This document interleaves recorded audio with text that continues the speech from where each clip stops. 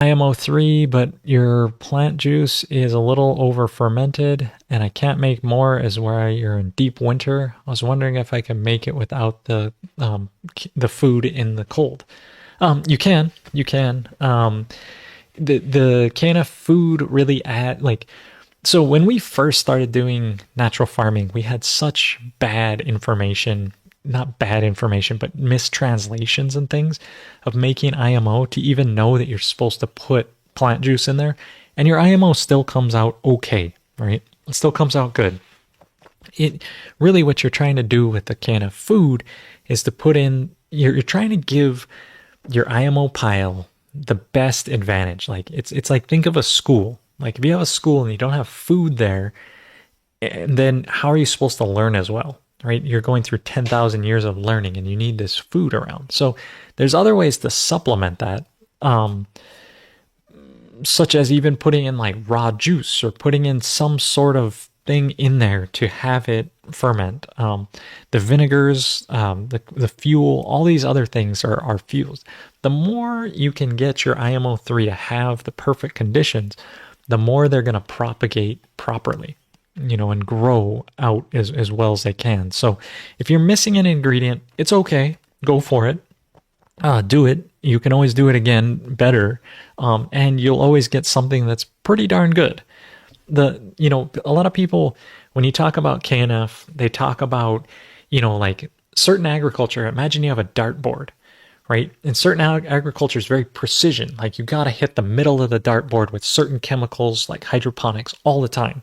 If your pH is off a little bit, you're going to have less of a thing. Versus imagine KNF is taking that same dartboard, but it's making the bullseye about 60% of your dartboard, right? So 60% of your dartboard is a bullseye. So even if you're not that accurate and you're throwing darts, you're going to hit the bullseye a lot more often. You can still miss, right? You can still do things wrong, but it's so much more forgiving because you're working with the microbes as an interface versus me having to like manage the pH exactly in a hydroponics. And if it goes out of whack for a few hours, it's like all the plants die. It's like in the soil, the microbes are managing the pH and they're actually micro adjusting the pH constantly in tandem with what the plant wants. And so it gives you so much more leeway to apply something that's not the perfect pH.